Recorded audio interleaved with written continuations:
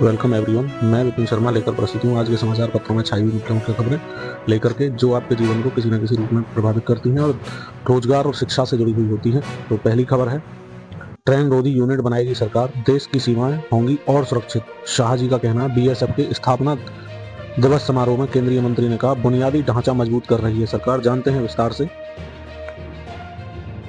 भारत अपनी सीमाओं को पूरी तरह सुरक्षित करने के लिए जल्द ही एक व्यापक ड्रोन रोधी इकाई बनाएगा, क्योंकि आने वाले दिनों में मानव रहित हवाई हमलों का खतरा और गंभीर होने की आशंका है। केंद्रीय गृह मंत्री अमित शाह ने यह बात रविवार को यहां सीमा सुरक्षा बल बीएसएफ के 60वें स्थापना दिवस समारोह के मौके पर कही। उन्होंने पूर्व की सरकारों की सीमा सुरक्षा नीति पर भी सवाल उठाए। साथ ही कहा, मोदी सरकार बुनियादी ढांचा मजबूत करने पर पूरी तरह जोर दे रही है। बीएसएफ की मुस्तैदी से सीमा सुरक्षा की कोई चिंता नहीं।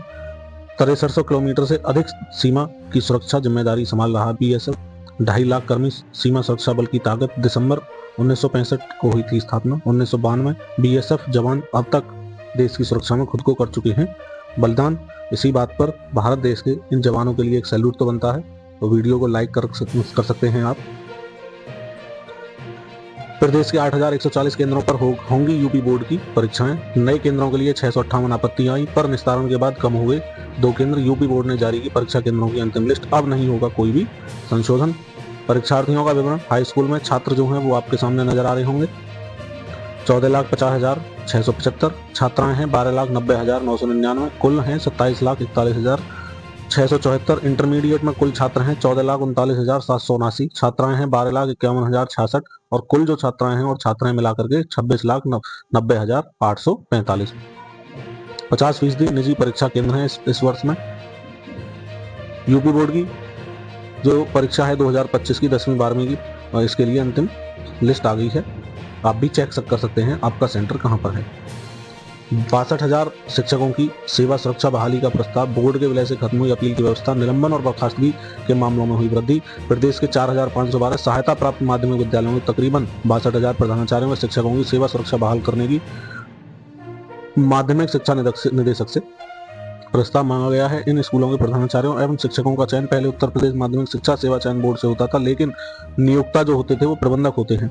चयन बोर्ड अधिनियम 1982 की धारा 21 में यह प्रावधान था कि प्रधानाचार्य या शिक्षक पर कोई कार्रवाई करने से पहले प्रबंधक चयन बोर्ड से अनुमोदन लेते थे। लेकिन 21 अगस्त 2023 को विधानसभा से पारित उत्तर प्रदेश शिक्षा सेवा चयन आयोग विधेयक में यह व्यवस्था नहीं है। नया आयोग बनने के साथ ही यह चयन बोर्ड का उसमें विलय हो गया है और उसमें सेवा सुरक्षा का कोई प्रावधान नहीं होने पर प्रबंधकों की मनमानी बढ़ गई है और शोषण भी बढ़ गया है। तबादले को 33,227 शिक्षकों ने किया आवेदन। मार्च 2025 तक कमरों के निर्माण का है लक्ष्य। जिला शिक्षा पदाधिकारियों ने किया है आंकलन। सबसे अधिक 27,661 ने पद स्थापन को लेकर दूर किया है आवेदन। 12,360 शिक्षकों ने आवेदन पत्र भरकर रखा है, जमा करना बाकी है। खबर है बिहार। पटना से शिक्षकों को 10 विकल्प देने का भी अवसर दिया गया है। बीपीएससी 17वीं पीटी 13 को होगी। आयोग ने कहा, परीक्षा तिथि में नहीं होगा बदलाव। सर्वर में खामी की शिकायत आधारहीन। बिहार लोक सेवा आयोग की 17वीं संयुक्त प्रारंभिक प्रतियोगिता परीक्षा 13 दिसंबर को पूर्व निर्धारित कार्यक्रम के अनुसार होगी। तारीख में किसी तरह का कोई बदलाव नहीं होगा। परीक्षा के लिए प्रवेश पत्र जारी हो चुका है। इंजीनियरिंग में पीएचडी के लिए प्रवेश परीक्षा बीबीएयू। जिन विषयों में नहीं होता नेट उनमें करवाई जाएगी परीक्षा। ऑनलाइन भरें फॉर्म। आवेदन के लिए अभ्यर्थी वीवीयू की वेबसाइट है bbau.ac.in पर रजिस्ट्रेशन कर सकते हैं। जनरल और ओबीसी के अभ्यर्थियों के लिए आवेदन शुल्क 400, SC/ST अभ्यर्थियों के लिए 200 है। आवेदन की अंतिम तिथि 20 दिसंबर निर्धारित की गई है, जबकि लेट फीस के साथ 3 जनवरी तक पीएचडी का आवेदन फॉर्म भर सकते हैं। 20 दिसंबर के बाद 3 जनवरी तक 1,000 रुपये अतिरिक्त लेट फीस देनी होगी। बॉलर्स ने भारत का खेल बिगाड़ा। इंडियन वुमेन क्रिकेट टीम से है ये खबर। ऑस्ट्रेलिया ने सीरीज में 2-0 से अजय बढ़त बनाई है। इसी तरह से मेन क्रिकेट टीम से खबर है। गुलाबी गेंद के सामने यहां भी भारत फेल हो चुका है। ऑस्ट्रेलिया ने डे नाइट टेस्ट मैच में भारत को 10 विकेट से हरा दिया है। अब दोनों बराबर बराबर पर चल रहे हैं। पीएम श्री स्कूलों में बनेंगे खेल क्लब। 10 विद्यार्थी होंगे नामित। प्रभारी शिक्षक छात्र छात्राओं की प्रोफाइल व उपस्थिति का विवरण रखेंगे। खबर है उत्तर प्रदेश से। विशिष्ट आवश्यकता वाले विद्यार्थियों को दिया जाएगा विशेष प्रोत्साहन। पीएम श्री स्कूलों में विद्यार्थियों को स्तरीय पढ़ाई के साथ खेल सुविधाएं भी मिलेंगी। शासन स्तर से खेल क्लब गठन करने का निर्देश मिला है। उसमें खेलकूद प्रभारी शिक्षक शिक्षिका की भूमिका महत्वपूर्ण होगी। क्लब के सदस्य के रूप में खेलों में रुचि रखने वाले कम से कम 10 विद्यार्थी नामित किए जाएंगे। यूपी बिहार में जल्द नए विश्वविद्यालयों का ऐलान होने वाला है। तैयारी में मंत्रालय। पैरामीटर में फिट बैठते हैं ये राज्य। जानते हैं विस्तार से। केंद्र सरकार जल्द ही देश में नए विश्वविद्यालयों और कॉलेजों को खोलने की तैयारी की घोषणा कर देगी। इसकी तैयारी शुरू हो गई है। इन संस्थानों को उन राज्यों और जिला में खोला जाएगा जिनका हायर एजुकेशन का gross enrolment ratio GER national average से कम है, या जहां उच्च शिक्षा हासिल करने योग्य आबादी यानी 18 से 23 वर्ष की उम्र के प्रति 1 लाख युवाओं पर इनकी संख्या काफी कम है। इन पैरामीटर्स पर बिहार, दिल्ली, यूपी, झारखंड, ओडिशा व छत्तीसगढ़ जैसे राज्य फिट बैठ रहे हैं। क्षमता विकास के लिए बड़ी संख्या में उच्च शिक्षण संस्थानों को अपग्रेड करने की भी योजना है। सूत्रों की माने तो अगले 10 सालों में उच्च शिक्षा को विस्तार देने का रोडमैप तैयार कर लिया गया है। कृषि यंत्रों पर अनुदान देगी सरकार, 20 तक आवेदन कर सकेंगे किसान।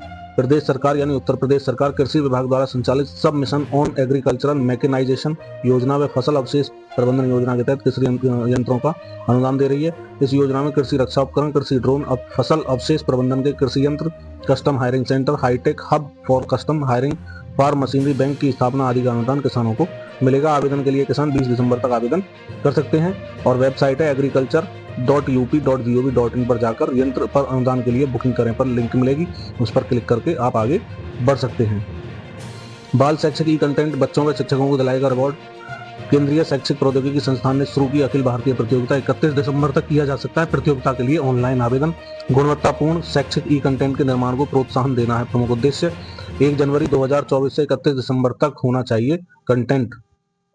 खास बात यह है कि यह कंटेंट 1 जनवरी 2024 से 31 दिसंबर 2024 तक के बीच का होना चाहिए। इसके साथ ही प्रतिभागी का मूल कार्य होना चाहिए। किसी भी प्रकार की साहित्यिक चोरी सख्त वर्जित है। अत्यधिक हिंसा, यौन संदर्भ सामग्री, असभ्य भाषा, नस्लीय, सांस्कृतिक, धार्मिक व लैंगिक भेदभाव की वकालत करने वाली सामग्री को प्रतियोगिता में शामिल नहीं किया जाएगा। प्रतियोगिता में भाग लेने के लिए प्रवेश शुल्क 200 रुपए का भुगतान केवल NEFT के माध्यम से करना होगा। प्रविष्टि को गूगल ड्राइव AICEAVF.PRD@CIET.nic.in के माध्यम से भी भेजा जा सकता है। आप भी इच्छुक हैं तो एक बार आवेदन कर सकते हैं। इसी के साथ आज का न्यूज़ सेशन यही समाप्त होता है। मैं विपिन शर्मा लेता हूँ आपसे विदा। हाँ, अगर आपने वीडियो को लाइक नहीं किया तो लाइक करके जाएं, चैनल को सब्सक्राइब करना जिससे कि आने वाले टाइम में सारी वीडियो आप तक पहुँचती रहें।